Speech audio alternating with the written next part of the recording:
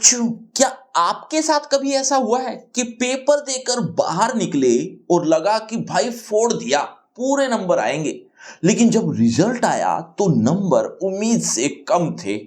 खासकर हिंदी जैसे सब्जेक्ट में जहां हमें लगता है कि हिंदी तो हमारी मातृभाषा है, इसमें क्या ही गलत होगा। लेकिन असलियत ये नहीं है। हिंदी में नंबर क्या लिखा है से ज्यादा कैसे लिखा है इस पर मिलते हैं। एग्जामिनर के पास चेक करने के लिए हजारों कॉपियां होती हैं।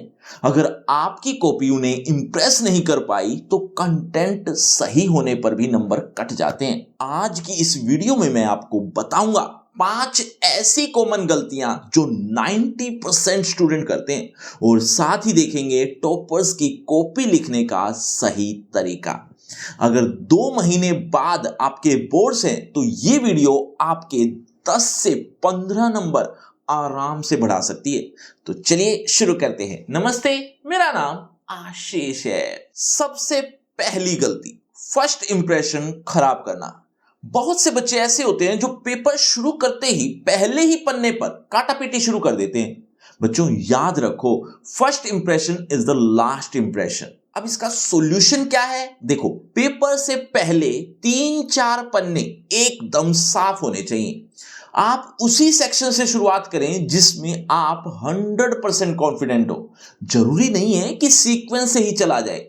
दूसरी गलती, कंजूसी करना। एक बात और याद आई बच्चों, इसको मैं थोड़ा और आगे कंटिन्यू करता हूं। बच्चों, अगर आप 10वीं क्लास में है ना, तो आपके साथ तनावपूर्ण महसूस ये होना आम बात है। तो इससे अच्छा ये है कि आप सही तरह की प्रैक्टिस करोगे तो आपके लिए सब कुछ आसान हो जाएगा। मुझे अनअकैडमी की T20 अमर्स टेस्ट सीरीज काफी असरदार लगती है, इसीलिए मैंने सोचा कि आपको भी बता दूं।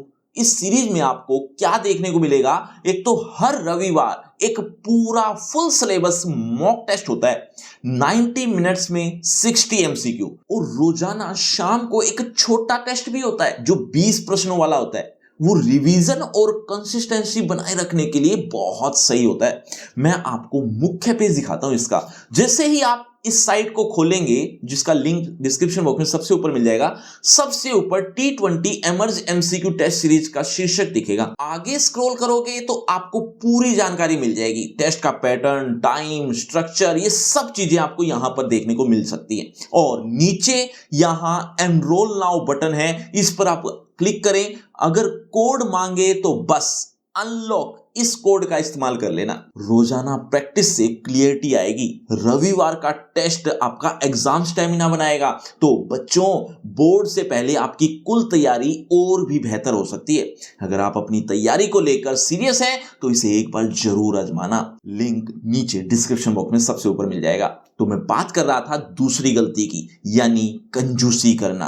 भाई, बोर्ड आपको सप्लीमेंट्री शीट यानी एक्स्ट्रा शीट के पैसे चार्ज नहीं करता। बहुत से बच्चे एक उत्तर खत्म होते ही अगली लाइन से दूसरा शुरू कर देते हैं। अब इससे एग्जामिनर को पता ही नहीं चलता कि आंसर कहां तो खत्म हुआ और कहां शुरू। तो ऐसा मत किया करो। अब इसका सॉल्यूशन क्या है? देखो बच्चों, ये टॉपर्स का सीक्रेट है। हर उत्तर यानी आंसर के खत्म होने के बाद कम से कम 1 या 2 लाइन का गैप जरूर छोड़ना। और अगर समय है यानी टाइम है तो उत्तर खत्म होने के बाद एक पेंसिल से या पेन से, जैसा भी, एक लाइन जरूर खींच दो बीच में। इससे आपकी कॉपी बहुत ज्यादा व्यवस्थित यानी ऑर्गेनाइज लगेगी। और तीसरी यानी सबसे बड़ी गलती, एग्जामिनर को मेहनत करवाना। बच्चों, एग्जामिनर एक कॉपी चेक करने के लिए बहुत कम टाइम लेते हैं। अगर आप पूरा रामायण महाभारत लिख दोगे तो बोर हो जाएंगे एग्जामिनर। इसका सॉल्यूशन देखो बच्चों, इसका सॉल्यूशन ये है कि अपने उत्तर में मुख्य जो शब्द हैं यानी कीवर्ड्स, जैसे कवि का नाम, पाठ का मुख्य संदेश, या कोई मुहावरा लिख दिया हो, अब इन चीजों को आप अंडरलाइन करना शुरू कर दो। अंडरलाइन जरूर करना।